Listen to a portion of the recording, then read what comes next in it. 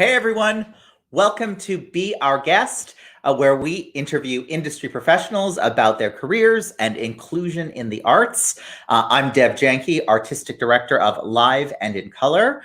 We are an artist-serving organization dedicated to developing new stage works that promote and celebrate diversity. Like many others during the pandemic, Live and in Color is facing the challenges of keeping our company running. Tonight, if you are able, it would mean so much if you made a donation to support Live and in Color and our artists. Just go to liveandincolor.org to donate. And backed by popular demand, Live and in Color is hosting our second ever 24-hour play festival, the weekend of February 20th. Performers, directors, and writers will have 24 hours to write and rehearse a whole new play. The pieces will be performed virtually on Sunday, February 21st at 3 p.m. Eastern Time. So please join us. Reserve your tickets at liveandincolor.org. Now, grab a cocktail. It's time to welcome our incredible guest. He's appeared on Broadway in shows such as Present Laughter and War Horse. He's also been seen on TV in The Good Wife, Blue Bloods, and Law and Order, SVU. Please welcome the very talented Bhavesh Patel. Hello, sir. Welcome. Hi. Cheers. Thank you for joining me today. Yeah, thanks for having me. I'm happy to be here. Where are you joining us from? I am up in Hudson, New York, which was formerly Mohican Land. Okay. I feel like it's worth saying. Yeah, I'm 2 hours north of the city. Okay, it must be very snowy up there right now. It is. I was shoveling all afternoon, which is nice. It's the only exercise I think I've gotten in the last year and a half, maybe I'll say, a year for it to be nice. And is upstate New York where you're originally from? No, I'm originally from Illinois. My family, my parents are Indian. But I was born in Chicago, and then we moved to a very small town in southern Illinois, like in the middle of cornfields. That's where I grew up, and I've since migrated kind of all over the United States and the UK, and then ended up in New York City, and then now I'm in Hudson. Wow, you have been all over. So I just wanted to start in the beginning. What first inspired you to become an actor? It's funny. So that little town that I grew up in, DuQuoin, Illinois, named after Chief DuQuoin, who, his land was taken from him. We were more or less the only brown people in the vicinity. And in this little town, football was the thing to do when you got to high school. And me, back then when I was young, little Bhavesh, I was, like all of maybe 5'8", 5'9", and probably like 130 pounds or something, versus like the people that I grew up with that were all like 6 foot, 6'2", 200, 220 pounds, big guys. I got to freshman year and I did what all the kids did, and you joined the football team. And I was basically a tackling dummy for my entire freshman year, until a good buddy of mine was like, hey, why don't you do the theater stuff with me? And I had no interest, had no access to that because of like my family upbringing, theater, entertainment, those things didn't exist, right? Like other than like the occasional TV that I got to watch between math tutoring. And so, but I auditioned for the school play on a whim, and they were doing Arsenic and Old Lace, play, but it's a movie as well. And I got cast as Dr. Einstein, who played that? Was it Boris Karloff? I don't know, but it's a very funny part, and it was a ball, and it was like the first time that I felt recognized, frankly, because most of my young life had been about kind of just blending in and not like causing waves and trying not to be different, trying not to be excellent, right? Just trying to be normal. But the play gave me an opportunity to be excellent and to be applauded for that, literally. And kind of from there on, I realized that was where my talents lay. And I started from there, and it was kind of amazing. And I actually, the one award I think I've ever won was I was a state champion in verse speaking for my little town, and my little town hadn't won a state championship in anything other than football in like, I don't know, 20, 50 years, something like that. And so like, it was amazing. Like when I was a senior in high school, the town was like, what do you mean? He's a champion? He's ours, you know, and like so good. It was kind of amazing. It was an amazing time because, you know, I was recognized by the state. What did you win for? What was your speech? Do you remember? Oh God, do I remember? I don't know. It was poems. It was like it was long form poetry, right? Like, oh my gosh! Of course you would ask me what I won for. I don't remember. Oh, you know what it is? There was it was one of the poems was it was called Talk of the Town. It was called Talk of the Town. It's like a long form like story poem about a small town. And so I remember that was one of my pieces. I couldn't tell you a line from it. Well, you did good by your town. Now you I did. So of course you have gone on to have like a really extraordinary career. You've worked both in the theater and on screen, from Present Laughter and Warhorse. There you are. Yeah. And TV shows such as Good Wife and Blue Bloods, which I mentioned before. For you, how do the two different mediums complement each other? And do you have a preference? I don't know. It's a tough question because like I feel like I think about it a lot. I enjoy both, but I've always felt that the theater is an actor's medium, whereas like TV and film is more of a director and an editor's medium. And that might just be my perspective, because I know there are tremendous film and TV actors that, you know, that is their lifeblood.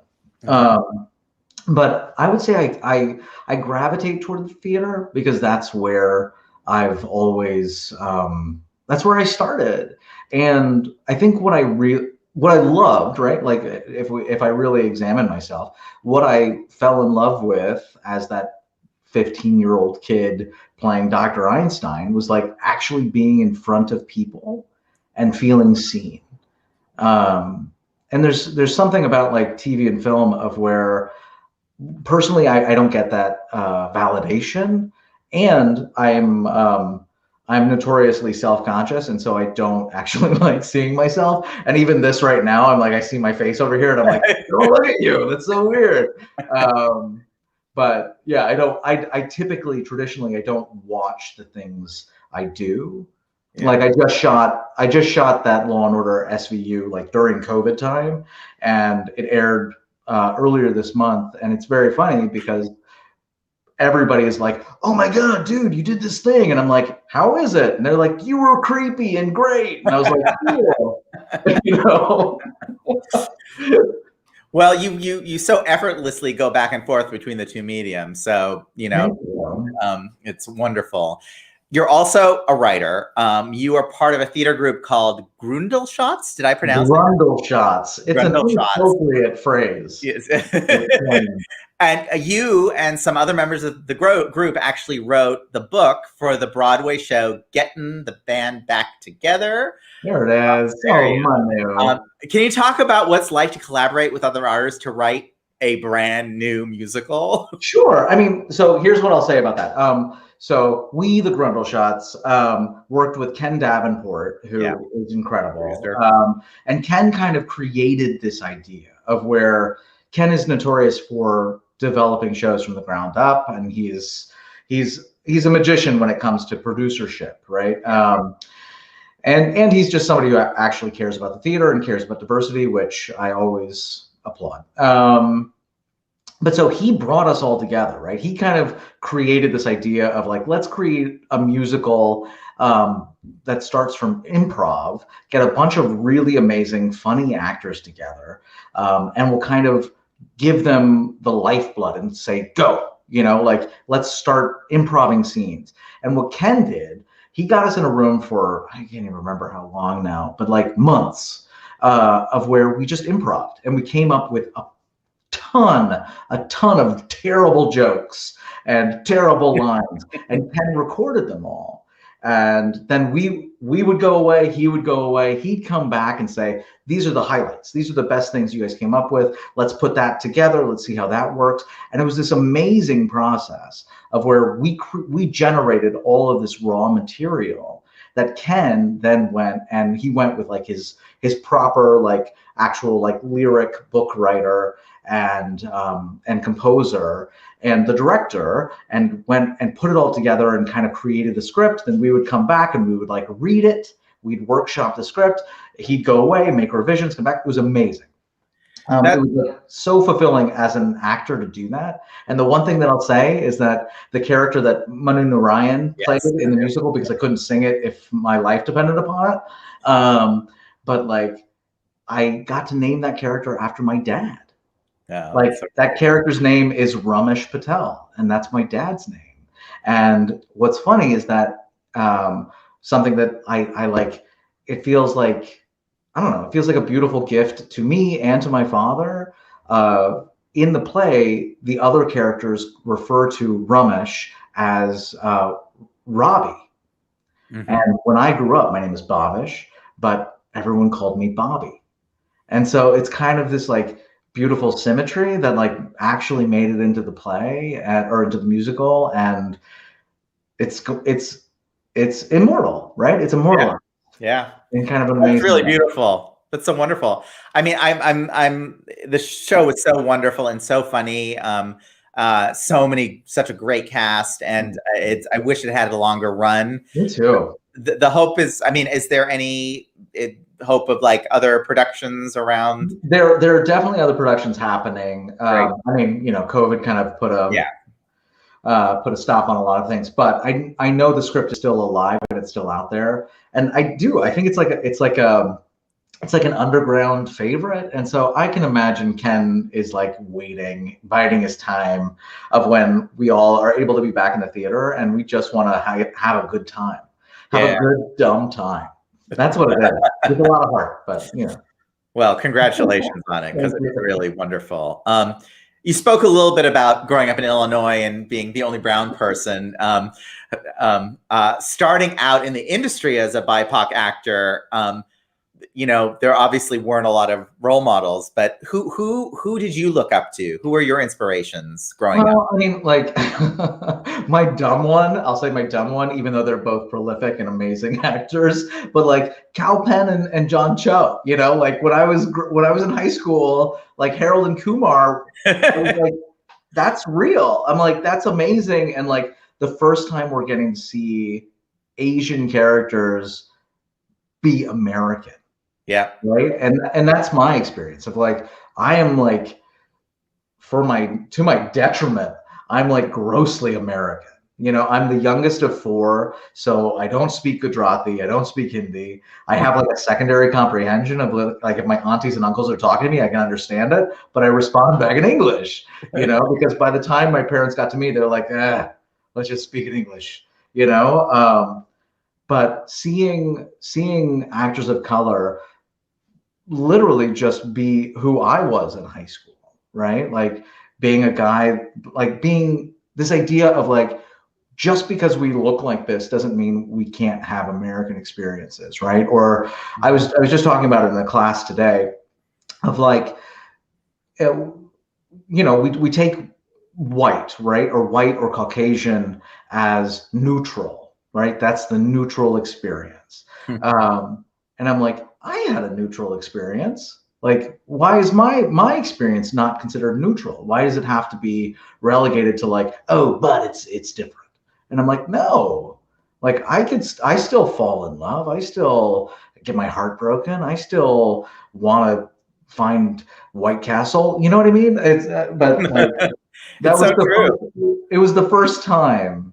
It was the first time that I felt like I saw characters that looked like me having experiences like me, Totally. rather than like, you know, a great actor like Irfan Khan or something like that, right? Like um, seeing people look like me and behave like regular people. Yeah, totally. Um, in addition to your work as an actor, you're also a teacher at the New School and Bard College. I know in your class, you're starting to use more diverse and inclusive text to reframe your students' acting training. Can you talk a little bit more about why creating a course like this is so important to you? I think you just started to talk about it, but Yeah. I mean, because of that, right? Because yeah. like for the year 2020, for all of its terribleness, um, has given us an opportunity to, as people of color, as people in the minority, as people in the global majority, to assert our truth, right? To assert our humanness. Um, and I feel like that should be true in acting. When I was coming up, the plays that I always aspired to be in were written by like Arthur Miller, Tennessee Williams. I want to be in Yeah. a Eugene O'Neill play, right? I want to be in Shakespeare. All of these things. And I'm not trying to take anything away from those plays because they are great, right? Like I could read All My Sons right now and burst into tears. But who's to say that I can't use yeah, Dominique Morisseau, right? Like she's writing things that are, you know, the heartbeat of America right now. Mm-hmm. And she's just as prolific. It's just as rich, and it's worthy of all of us as actors to give young people the opportunity to experience to form who they are as an actor, not just based in Arthur Miller, but in Dominique Morisseau, Mike Liu, Ayad Akhtar. You know, it's like to allow them to see there are other perspectives, and that if our job when we're training actors, we're getting them to empathize with a character's heart, with their soul, right? We're not trying to judge a character, we're trying to understand them. And my hope is that we can take plays written by writers in the global majority, and still find those universalities, right? We're still always on the hunt of like, what do you want, right? What does this character's animal self want? How do they pursue it? Right? That's what we focus on as actors. That's what we focus on as acting teachers, or it's at least what I focus on. Right? I don't need my students to show me something or try to show me what it's supposed to look like. I want to know what their primal animal self, how they interpret that want. Because as human beings, this is something that I took this amazing anti-racist theater training through Bard College with this incredible woman, Nicole Brewer. And she talked about how we as theater makers should all create our own ethos, like our own, basically like, what is your temple? What is your guiding light? And what I kind of came up with, and like what I'm still working on, is this idea that like we as humans are just socialized animals. And the socialization society is actually almost always acting upon us as our obstacle. If we think about things in terms of acting as objective, the thing you're pursuing, an obstacle, what gets in your way, as animals, society is our obstacle.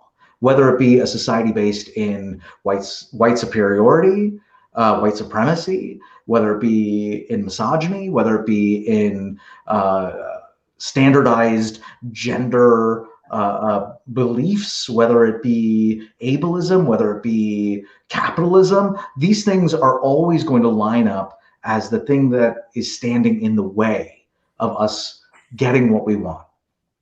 And what we want is universal. It doesn't matter what the play is, I don't think. What we want, what a character wants, what a human being wants is always going to be universal. And it's about the society, right? That frames it up. Yeah. Well, you know, your students are very lucky, and now I want to come take your class. Yeah, they're so lucky to have you, to have that perspective and that sort of forward thinking in terms of the craft of acting and, you know, the theater. Being an educator, how does it influence you as an actor and vice versa? Oh my God. I mean, it's amazing because it reminds me that I need to do the same work, right? Yeah. Like I can walk onto Law and Order and be like, oh, cool, I'll just memorize it and show up. But like being with young people and like handing them this baton, if you will, makes me recognize the fact that I need to like put up or shut up, right? Like if I'm saying this is what I'm teaching you, then I need to do it. Right. And I need to remind myself, like, as opposed to going and doing a TV show and trying to be like, oh, what do I look like? Or, you know, like focusing on these exteriors, right? Like the things that we're out of control of. Like we never know what the camera angle is. We never know what we're going to be costumed like. Like we're not really in control of those things. The only thing we as actors are ever in control of are our own spirits, our own souls. We're not even in control of the lines. You know, it's like the only thing we have is the way we feel the lines, right? Like the way I always think about like actors are prisms. We're like pieces of glass. And our job is to simply let the light shine through us. And we're all unique. And it's about, for us, it's about uncovering that crystal rather than trying to manipulate it. And to allow the spectrum of light that gets cast, it's out of our control, right? Like my job is to just simply polish the crystal so that it is clear as possibly can be, and then just let those lines flow through me. Again, so beautiful. And so, yeah, it's so true. You know, our mission at Live and in Color is to connect diverse communities and to create new stage works. What does having an inclusive working environment mean to you? Ooh, that's tough. I mean, it's such a beautiful thing that I'm like seeing another face that kind of looks like mine. Like that's like huge. Like, I don't know, like baseline that. It's kind of amazing. Like, so being like transitioning into teaching as I have been, like one, being in a place of authority, because as an actor, I'm rarely as a like the authority figure.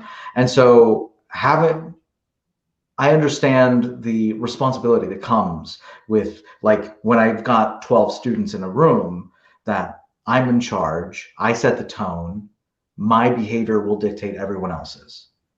And that if I don't lead with quote unquote respect, why would they? You know, if I don't pay attention to the way I use language, why would they? And so like that's something that I'm aware of, is that the people in power with power have great responsibility, and they need to pay attention to it. Right. And it's not about erasing somebody or taking something away from someone. It's about simply being like, if you have power, pay attention. You know, I would say, you know, the last 4 years taught us that too. Oh, look, Rachel says, I want to take one of his classes now. I actually think there's a bunch of questions for you. Let's see what we got. So Sophie Glassman says, what was your favorite Kevin Kline memory when working on Present Laughter? Thanks. Oh boy. He's a magician. He's like quite possibly one of the best and classiest craftspeople in the theater. Watching him hone and craft a bit every night. He's like working with, he's like a clockmaker, right? Like with like the really tiny little with the little screwdrivers. Like he's just like fine. I would see something that he would do and I'd be like, oh my God, that's brilliant. There's the, like, that's the best he could possibly do it. The next night he'd come out and he's just like doing it. Just he's tweaking, always, never stops, like throughout the entire run. You know, like this idea that like, oh, it's Broadway, so it's Frozen, right? It's like a Frozen performance. No. With Kevin, it was always changing. It was always changing, and yeah, it was amazing. He's I'm sure hard for you guys to keep a straight face when he starts. Oh my God, I know. You're just like, you can't drop the ball, right? If he's juggling 8 and you're supposed to juggle 3, you're like, I can't drop my 3, you know, and God forbid he tosses you one, because then you've got to catch it, right? Yeah. It was amazing. It was a great show. He's incredible. I think we have another. Let's see. Iman says, with Broadway currently shut down, what do you think commercial theater will look like when it reopens?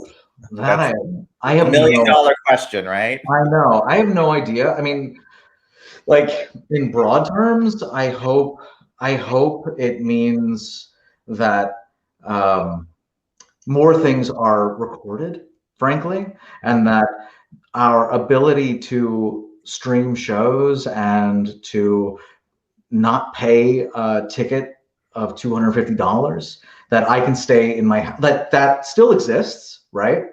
Like, because there will be less number of seats in a theater, I imagine, right? Because I don't want to sit next to anybody, but right. But that doesn't stop the theater from saying, okay, well, we're doing, you know what, Hamilton, right? Hamilton's the easiest one to go to. Like it's like we're doing Hamilton on Broadway. That if I'm at home and I'm sitting on my couch and I'm like, you know what, it's almost 8 o'clock. I'd love to like watch Hamilton. That I could like tune in to Hamilton and pay $25 from home just to see it live. Yeah. Right? Like, I think that would be a great model. I'm not in the administration. I don't know how theaters work. I don't know how people make money on Broadway or theaters at large, but I would think, I think that would be a really great way. And like even regional theaters, I think that'd be really amazing if there's like a premiere of like a great new play happening at Center Stage or something like that at Baltimore. You know, why can't they have the production that's happening in-house, but then also be able to stream it, to send out the link and say, if you want to pay $25 and you're in Chicago, tune in and watch it. Well, I definitely think people are now more open to it in this whole new virtual sphere. I also think that the United States is a little behind on that, because England has always sort of done it, take their stuff, and so I think this is sort of open to people's minds to the possibility. So yeah, I'm right there with you. I hope there's more of that. I think we have one more question. Do we? Oh yeah. Sophie says, "What inspires? How does your mouth feel?" It's Sophie. That's just a dirty joke. It's just a straight up dirty joke. We were a bunch of children in a room together making jokes over and over and over again, and we were like, "Oh yeah, you know, the band is Mouthfeel," and of course, what that character Tygan Billows, who is every 80s bad guy ever mashed into one, of course he's going to make an oral sex joke. It's super lowbrow, but I think it's funny. It's funny. It's funny. Bob, we're out of time, but before we go, I want to remind everyone that you can support our organization by going to liveandincolor.org to donate. All money raised goes towards our amazing artists and developing their new works. Also, be sure to tune in to Be Our Guest next week when we talk to Grammy and Tony nominated actor, singer, music director, and educator, the amazing Michael McElroy. Thank you to everyone who tuned in today, and Thank you, Bob, for joining me. Will you lead us in a little toast before we go? Sure. I'll say here's to 2020 or 2021 not being 2020. And, you know, hopefully the theater reopens and that we all have a more inclusive and affordable place to see live performance. Hear, hear. Cheers. Cheers. Thank you so much for joining me. We'll see you all next week. Bye.